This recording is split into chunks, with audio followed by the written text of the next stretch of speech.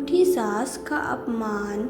नमस्कार दोस्तों, Sania voice story channel में आप सभी का स्वागत है। तो दोस्तों, आज की कहानी है जब पत्नी के श्राद्ध पे पति वृद्ध आश्रम के लोगों को खाना बांटने पहुंचे तो वहां अपनी पत्नी को इस हाल में देखकर उनके पैरों तले जमीन खिसक गई। बुढ़िया, आंखों पे इतना बड़ा चश्मा लगा है फिर भी तुझे दिखाई नहीं देता क्या? वे फर्श पे कब से चटनी बिखरी पड़ी है, इसे क्या तेरी माँ साफ करेगी? अभी मेरा पैर फिसल जाता तो। सिमरन, ये कैसी पारी रखी है तुमने? वो ढंग तरीका ही नहीं है। सिमरन गुस्से में बोली, मम्मी जी अब बैठे बैठे मेरा मुँह क्या देख रही हैं? चुपचाप साफ करे इसको। नीतू जी नम स्वर में बोली, बहू मैं नहीं तो और कौन करेगा? दोस्तों, कल मेरा निर्जला व्रत था और आज मैंने तुम लोगों की सफलता के लिए व्रत रखा था, लेकिन अब और भूख बर्दाश्त नहीं हो रही है और व्रत भी खोलने का समय हो गया था, इसलिए बस सोचा। उनके बात को बीच में ही काटती हुई सिमरन बोली, जाइए पहले मेहमानों को जाकर देखिए, उन्हें किसी चीज़ की कमी नहीं रहनी चाहिए और यह सबसे पहले चटनी साफ कीजिए। नीतू जी अभी तक एक निवाला भी मुंह में नहीं रखी थी और बहू ने उनके हाथ से खाने की प्लेट छीन ली, लेकिन अब भूख के मारे उनके प्राण भी निकले जा रहे थे। उन्होंने पहले वो फर्श पे गिरी चटनी साफ की। नीतू जी कभी खाने की प्लेट लेकर मेहमानों के आगे घूमती तो कभी पानी की ट्रे लेकर उनके पीछे घूमती। आज रविशंकर जी को याद करके नीतू जी की आंखें बार बार नम हो रही थी। रविशंकर जी ने कभी उनके आत्मसम्मान को झुकने नहीं दिया था। खुद से ज़्यादा वो नीतू जी को मान सम्मान देते थे। वो ज़माने में ना तो मोबाइल फ़ोन थे और ना ही कोई संपर्क करने का साधन, जिसके जरिए नीतू जी अपने पति से बात करके कुछ दुख बांट सकती थी। अरे यार, ये कैसी बोरिंग पार्टी रखी है, हम तो चलते हैं, हमारे बच्चे बोर हो रहे हैं। सिमरन की एक सहेली बोली। सिमरन अपनी सास से बोली, मम्मी जी आपसे कहा था ना कि बच्चों के मनोरंजन के लिए बाहर से किसी जोकर का इंतजाम कर देना, मुझे याद नहीं रहा। सिमरन गुस्से में बोली, तो अब इन बच्चों का मनोरंजन कौन करेगा? ऐसा कीजिए, वो जो सुबह मैंने आपको एक ड्रेस लाकर दी थी, आप वही पहनकर बच्चों का मनोरंजन कीजिए। आपकी बेटे की सफलता की इतनी बड़ी पार्टी है तो कोई निराशा नहीं लौटना चाहिए। अब जाइए यहाँ से। नीतू सी कुछ नहीं बोली और चुपचाप वो ड्रेस पहने और मन ही मन सोची कि बच्चे से कैसा शर्म, बच्चे तो भगवान का रूप होते हैं। इसलिए नीतू जी ने अपने आंसू पोंछे और वो भी बच्चों के साथ बच्ची बन गई। अभी कभी वो उनको मदारी वाला नाच करके दिखा दी तो कहीं मोर की तरह नाच कर उनको खुश कर दी। पर नीतू जी की नज़र जैसे ही पार्टी में मौजूद लोगों पर गई जो उन पे सभी खिलखिलाकर हंस रहे थे, यहाँ तक अपमान करने से भी पीछे नहीं हट रहे थे।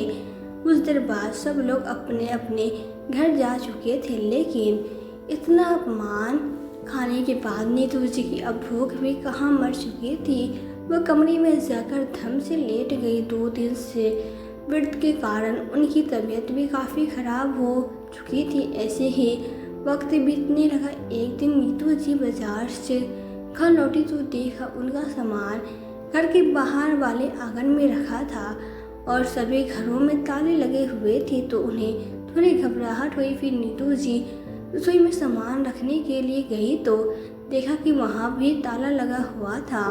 उन्होंने शक पकाते हुए एक पड़ोसी से पूछा, बहन मेरे बेटे बहू का कुछ पता है कि आपको कहाँ गए हैं? नहीं नीतू बहन, आपके जाने के कुछ देर बाद ही वो अपना कुछ सामान लेकर निकल गए।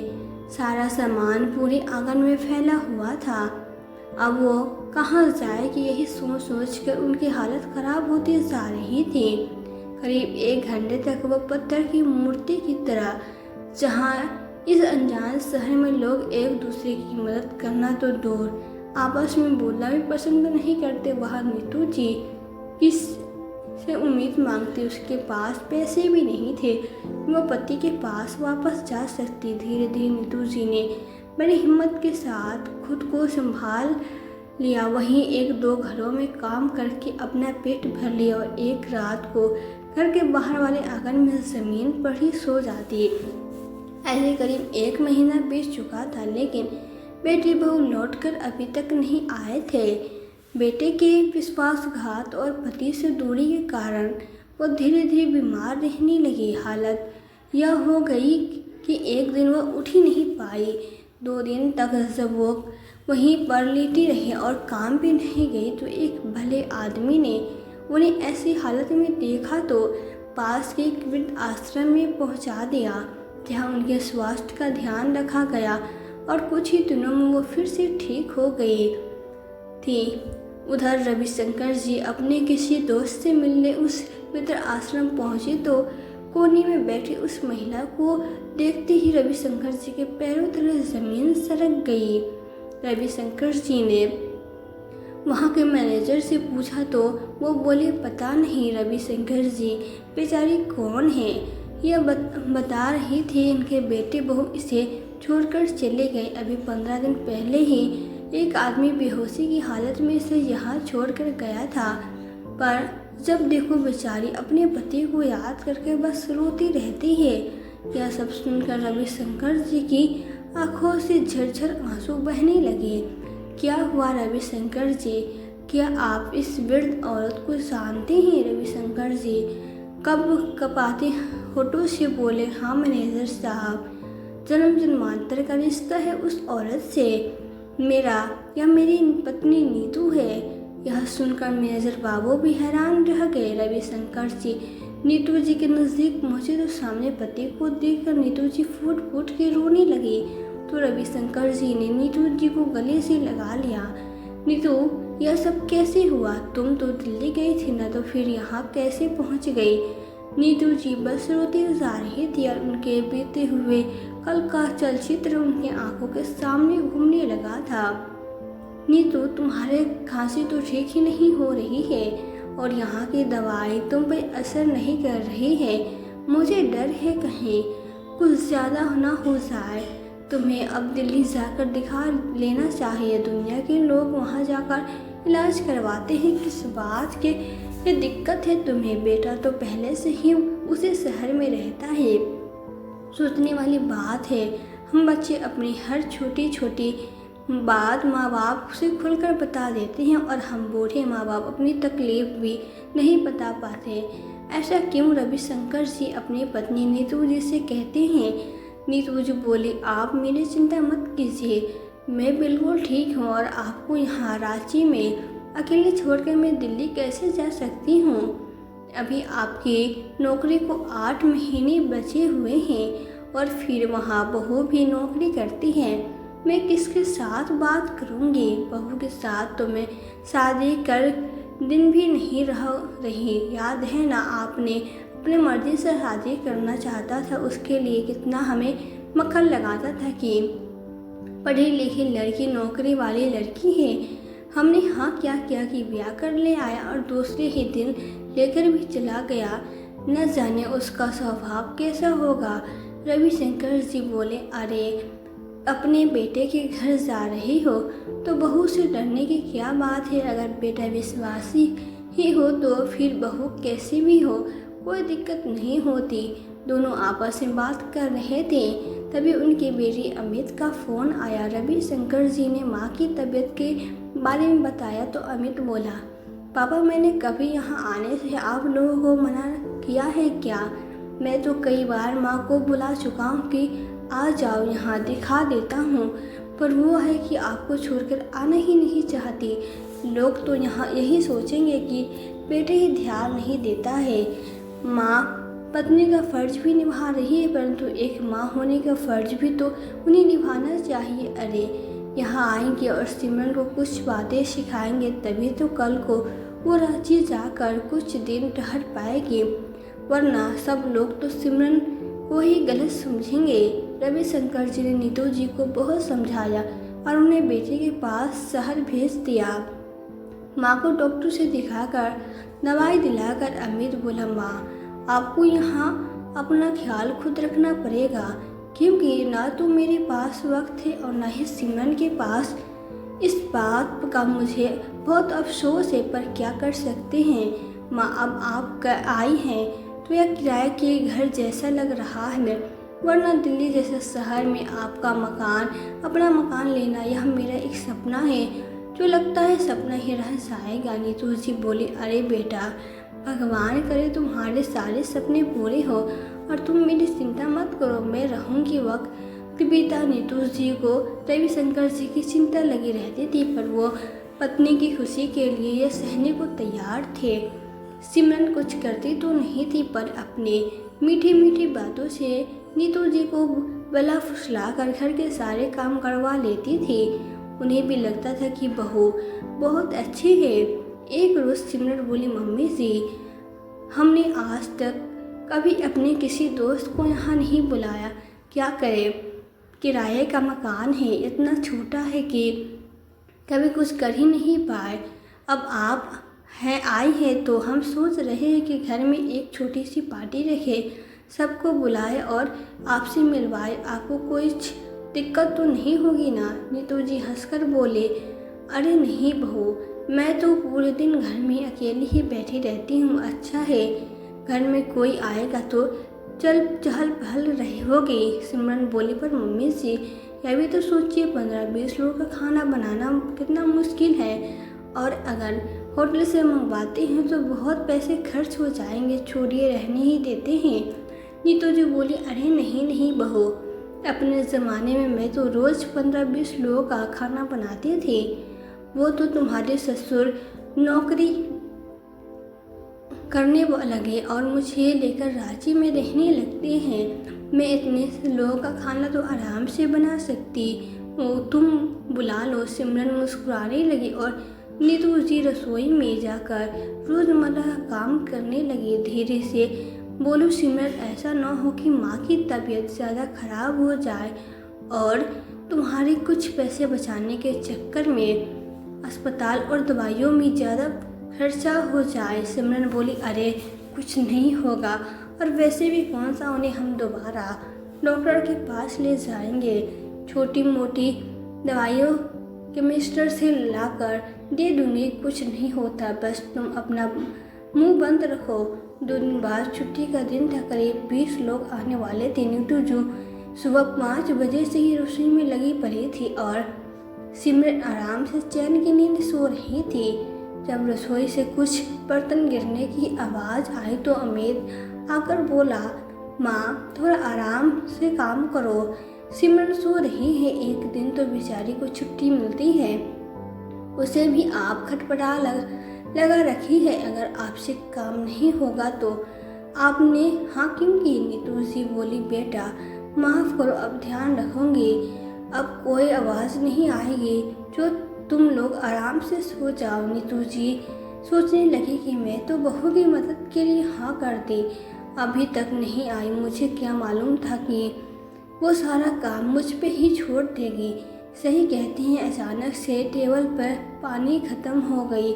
सिमरन नीतू जी के कमरे में जाकर बोली, मम्मी जी, क्या आपके घर में यही रिवाज है कि मेहमान आए तो खाना सामने रख दो और जाकर सो जाओ। वहाँ सबको पानी की ज़रूरत है और आप यहाँ लेटी हुई हैं, 2 बोतल पानी लाकर रख दीजिए।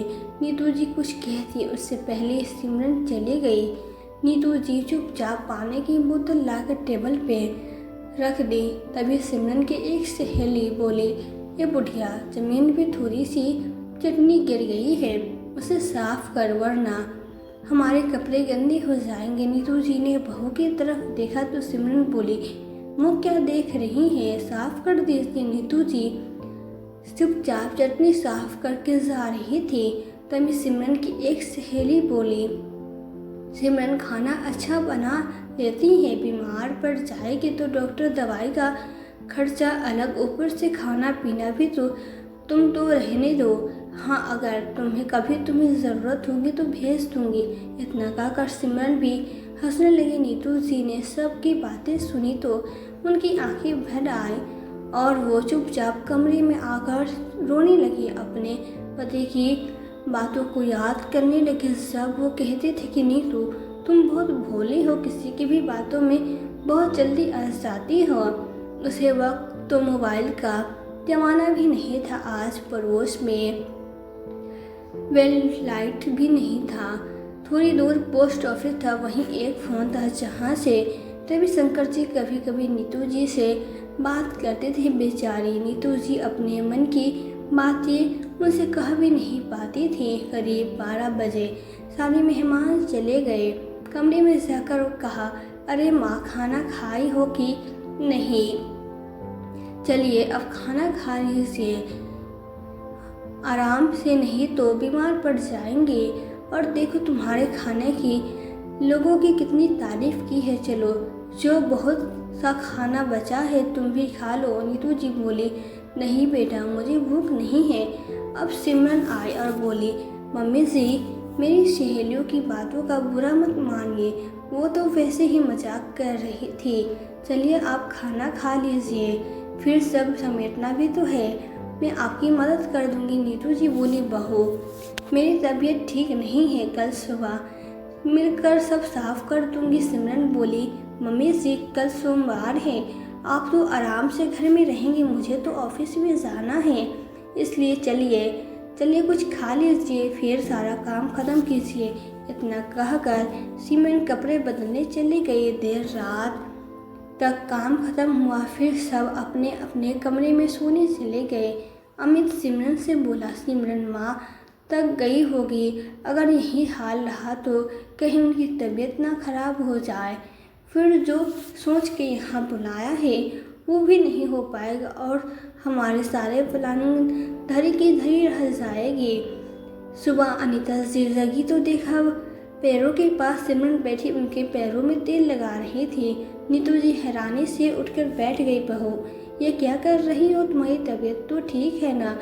सिमरन अपने आंसुओं को पोंछते हुए बोली, मम्मी जी मुझे माफ़ कर दीजिए, कल मेरी वजह से आप बहुत थक गए।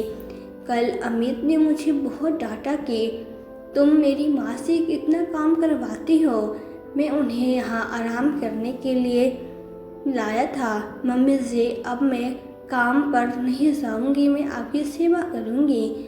ज़्यादा से ज़्यादा क्या होगा, सारा बोझ अमित के कांधों पे आ जाएगा, कोई बात नहीं। नीतू जी बोली, बहू तूने मेरे बारे में इतना सोचा, यही मेरे लिए बहुत है। बच्चों के लिए काम करने में माँ को कोई तकलीफ नहीं होती है, बस बच्चे प्यार से बात करे और थोड़ी इज्जत दे, और क्या चाहिए माँ बाप को। उसे दिन तो नीतू जी बहू से इतना खुश हुई कि कल के दर्द को ही भूल गई।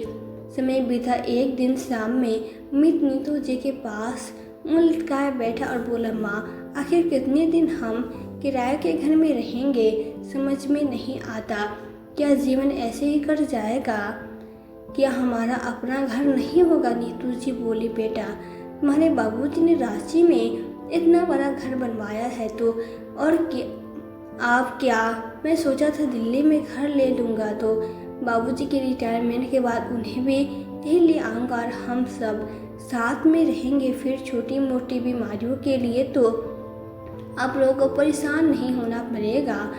पर लगता है मेरा सपना ही रह जाएगा। नीतू जी बोली, नहीं ऐसा नहीं, ऐसा क्यों कहती हो तुम, बताओ घर कैसे ले सकते हैं? तो अमीर झट से बोला, माँ सिमरन थोड़ा सा लोन लेगी और थोड़ा सा मैं भी बैंक से लोन ले लूँगा, बाकी की अगर आप पापा से रिटायरमेंट वाले फंड से दिलवा दे तो हमें फ्लैट खरीदने में आसानी हो जाएगी। नीतू जी बेटे के मुंह से आ गई और पति से बोली कि थोड़ी मदद कर दीजिए, अभी हमारे लिए ही सोच रहा है।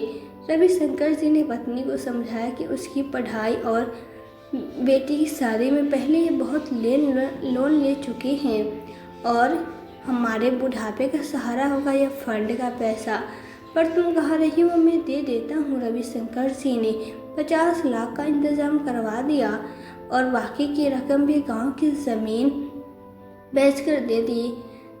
बेटे ने नीतू जी से कहा था कि वह घर नीतू जी के नाम पे लिखने जा रहा है और एक दिन उन्हें तैयार करके रजिस्टर के लिए कोर्ट ले जाया गया। वहाँ नीतू जी को समझ में नहीं आ रहा था कि रजिस्टर के पेपर पे बहू का फोटो क्यों है और उसे भी कोर्ट क्यों लाया गया है। उसे पेपर में नीतू जी का फोटो और नाम देखकर नीतू जी का माथा एक बार ठमका, पर बेटे का विश्वास न करना भी यह तो अच्छी बात नहीं है। पति वहाँ रांची में थे और नीतू जी यहाँ बेटे के पास इलाज के लिए आए थे। वो पति से कुछ कह भी नहीं पाती थी कि आखिर यहाँ क्या चल रहा है। 1 महीने बाद चम्मा और पत्नी को लेकर फ्लैट पे पहुँचा तो नीतू हैरान थी कि बेटे ने कहा था 3 रूम का घर लेना है, पर यह तो डुप्लीकेट जो नया नहीं बल्कि सेकेंड हैंड घर है। सिमरन झट से ऊपर जाने लगे और अपनी सास से बोली, ये नीचे जो एक कमरा है वो आपका है। बार बार आपको सीढ़ियाँ चढ़ने उतरने में दिक्कत होगी, इसलिए आप नीचे ही रहिए। समय बीता तो पता चला उससे घर को खरीदने में 55 लाख रुपए लगे थे। इसका मतलब है कि उसे घर को खरीदने में सारे पैसे अमित ने अपने माता पिता से लगवाए और बाकी के पैसे उसने मार लिया और ऊपर से घर के कागजात पे भी बहू का ही नाम था। नीतू जी को समझने में देर नहीं लगी कि वो अब थके जार हो चुकी थी। उन्होंने वहाँ इलाज के लिए नहीं बल्कि पैसे हड़पने के लिए मकसद से माँ को बुलाया गया था।